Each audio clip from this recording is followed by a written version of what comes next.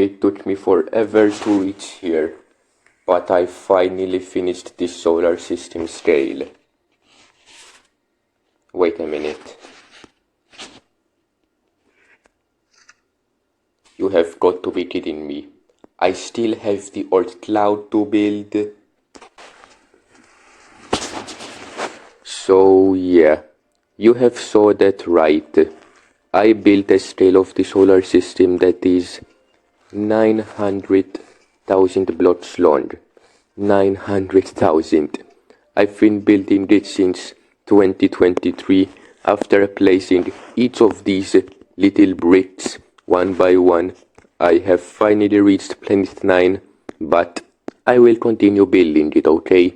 And this is just an updated version, and this is the overview version. Actually, the time-lapse version will be in the description. Now anyways, I'm going to stop talking and just get to the point. So since this scale is about that much, one block is 100,000 kilometers.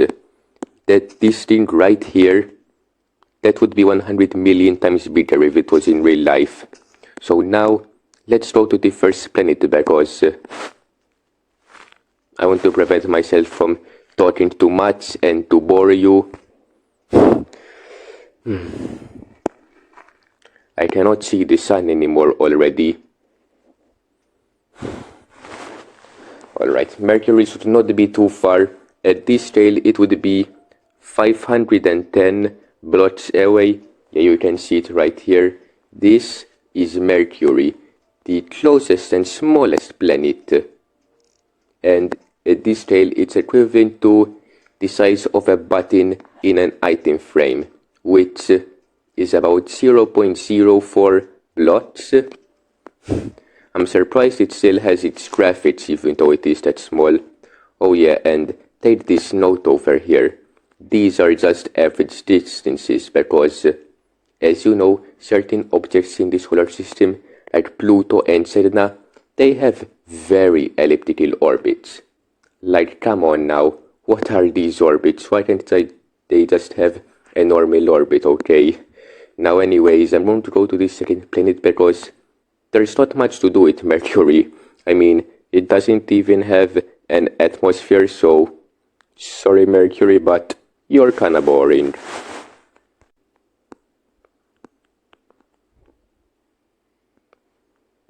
Next things next, we have the second planet, which is Venus. At this scale it would be about 0.12 blocks wide, which is equivalent to the head of a torch, and by the head of a torch I mean this yellow cube at the top of a torch. And it's even burning and all, which is very accurate knowing Venus is the hottest planet.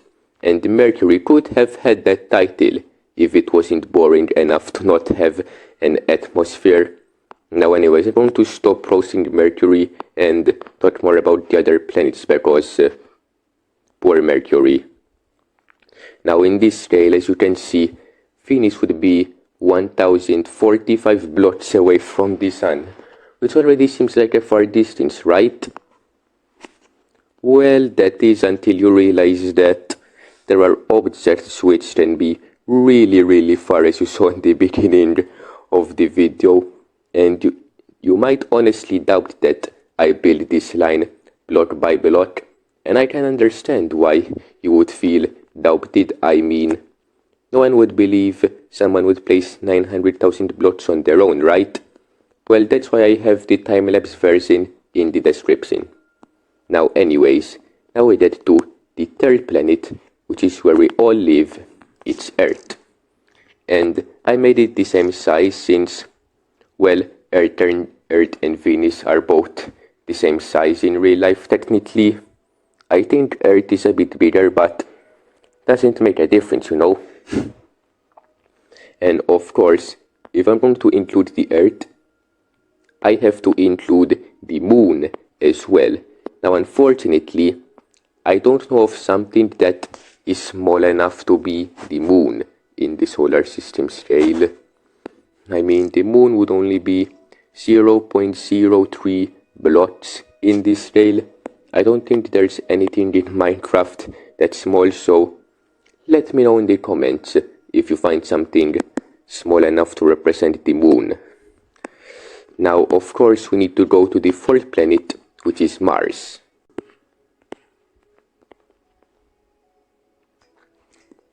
Some more traveling later, and we have reached Mars, which it's similar to Mercury in size, so I also made it a button in an item frame.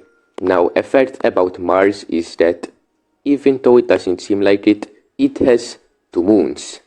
Yes, it has more moons than Earth, even though these moons are like bacteria compared to Mars, so I don't know if you can truly count Phobos and Deimos as moons.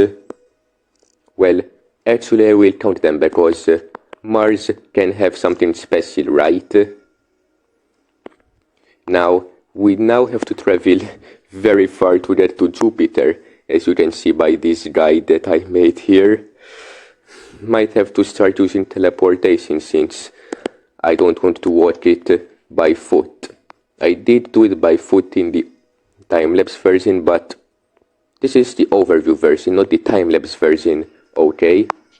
Oh yeah, and I made this color system. I do not know why, but I was bored, okay? Do not judge me. Now let's go to Jupiter. Here we have Jupiter, and I just realized that I completely skipped the asteroid belt, but the only thing there is Ceres, so I don't think it's worth it anyways. No hate to Ceres though. So anyways, at this scale Jupiter would be 1.5 blocks, which is a block and a slab, and I included this button here to represent its great red spot.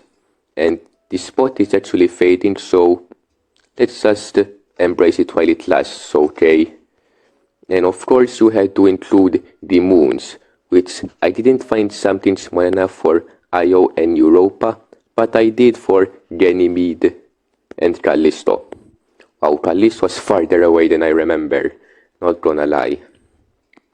And now we cross the 1 billion blocks point to get to Saturn, or 1 billion kilometers. I can't even talk. Gonna be using teleports from now on. And now we have Saturn, the 6th planet from the Sun. Had to remember how numbers work. And of course you have to include the rings, which I'm pretty sure they span like what, 400,000 kilometers in real life, but I made them a little bigger at 5 blocks, which would be 500,000 kilometers. So it's still pretty accurate, right? Maybe not. But what is accurate though is its moon Titan, which is the same size as Ganymede, and it's actually bigger than Mercury. Like, a moon being bigger than a planet is actually kinda crazy. I could have said that at Ganymede as well, but yeah, I overlooked it. Sorry, Ganymede. Now let's go to the 7th planet, which is also the most joked planet. Welcome to the 7th planet, which is Uranus. I'm gonna say Uranus because I have had enough of these jokes, okay? I've heard enough jokes about this planet. And honestly, we should have called it Kylos since that's its name in Roman mythology, but that's a topic for another time. Now anyways, since Uranus is 50,000 kilometers in real life, in this scale it would be 0.5 blocks, which is equivalent to a slab. And Neptune is the same size as well, so I also made it a slab. And yes, you are seeing these coordinates right. We are nearly 30,000 blocks away from the Sun. Crazy to think that I built this all by hand. My finger still hurts from it, by the way. Now let's go to the final planet already, shall we?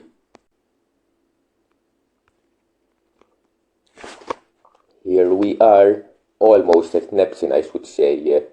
And the thing is that Neptune is actually in the Kuiper belt, as you can see, because Neptune is 4.56 billion kilometers from the Sun on average, and the Kuiper belt starts at 4.5 billion kilometers. So technically, Neptune is in the Kuiper belt, which is kinda crazy if you think about it.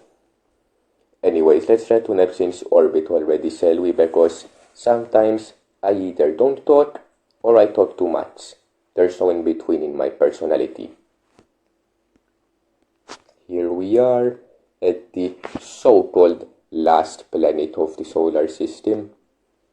And I say so-called because there might be a ninth one that is like 20 times further than this slab that I placed. And I included that as well, as you saw in the beginning of the video. Now, one thing about Neptune is that this thing right here, it is a kidnapper. You kidnapped Pluto's friend Triton and made it your moon about 4 billion years ago. So not only did Pluto lose its planet title, but it lost its friend as well. Like, come on now, we can have more respect for Pluto, can we? And speaking of Pluto, that is our next destination. Don't ask why I fell from the sky that time. And now we have reached Pluto, the first dwarf planet. And honestly, I feel kind of bad calling it a dwarf because this guy was a planet for 76 years before it got demoted into a dwarf planet because of its neighbors. And here's the funny part. Pluto got demoted because it's in the Kuiper belt, but as I said, Neptune is technically in the Kuiper belt as well. So, why did I fall? So in that sense, Neptune is also not a planet, don't you think? Maybe I am just wrong or something, but that is my personal opinion on this Pluto demoting thing. So now that Pluto is a dwarf planet, let's go and explore its new friends, which are the dwarf planets. Haumea. Sometimes I wonder, is this a dwarf planet or an egg? Like, it still amazes me how this thing is an eclipse instead of a sphere, even though it's supposed to be spherical, like a dwarf planet. Something fishy is going on with this thing, you know? Like, I couldn't even find something... Well, how do I say it? I've run out of things to say. I couldn't find something in Minecraft that would be equivalent to its size in this scale, but still, very fishy, you know? Very fishy how this thing is shaped like an egg. You know, if I ever get hungry in space, can I boil it like one? Probably not, but the aliens would.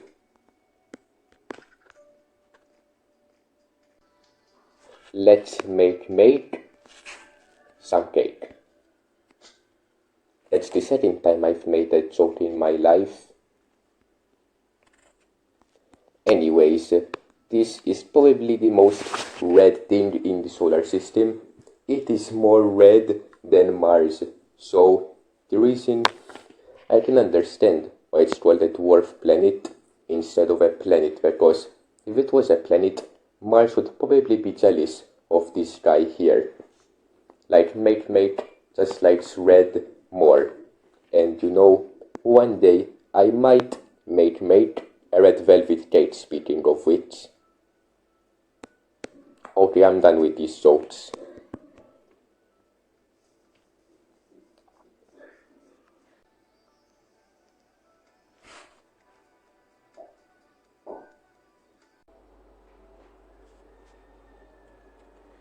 Here is where I put it. Aries. I still can't find something that matches you in this scale, but I still acknowledge your existence. And yes, Aries is technically the last major dwarf planet, but if I'm being honest, Pluto and Eris should be 9th and 10th from the Sun. I mean, they're a lot bigger than the other dwarf planets, so why shouldn't they be? And the term that a planet must clear its orbit is honestly makes no sense. Like, there are planets that have lots of asteroids in their orbit. Like Saturn, it has billions of them to form these rings, so it makes no sense. The planet must clear its orbit to be a planet. It makes no sense.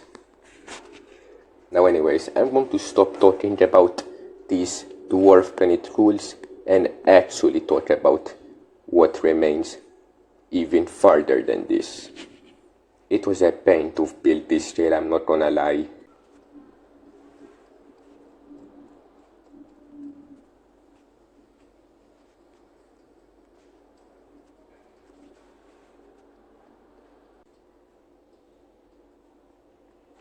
Here we are at another major checkpoint. This point right here, this is where the Sun's magnetic sphere ends, or as we like to call it, the heliosphere.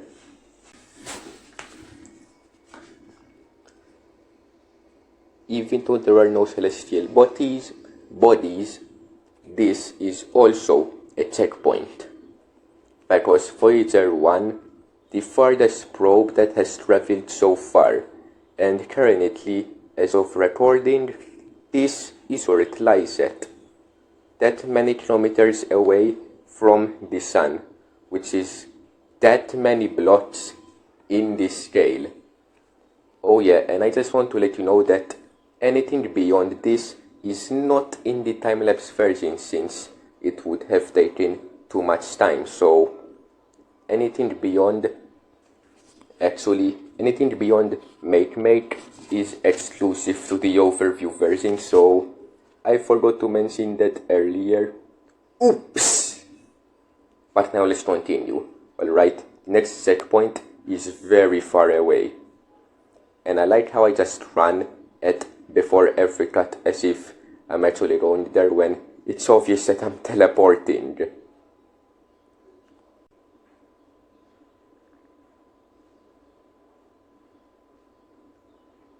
I wasn't lying when I said the next destination will be a lot further. 759,000 blots in this scale to get to Sedna's average distance. And to let you know how far away I am, the game is quite literally shaking. Like if I go any further, it will start to crash. Now let's talk about this scale, shall we? Now this is Sedna. It is the farthest dwarf planet that we know so far, and one of the farthest celestial bodies that is confirmed to exist. Now, as I mentioned earlier when I was reading about Mercury, Sedna's orbit is extremely elliptical. Like, once again, why can't you just have a normal orbit, bro? Like, it's not that hard to just have a normal orbit when you have a huge gravitational pull at the center. And by varying a lot, I mean a lot. At closest, it gets like 10 billion kilometers, and at the farthest, 150 billion kilometers. 76 billion is the average distance. These orbits are getting out of hand, and so is this scale.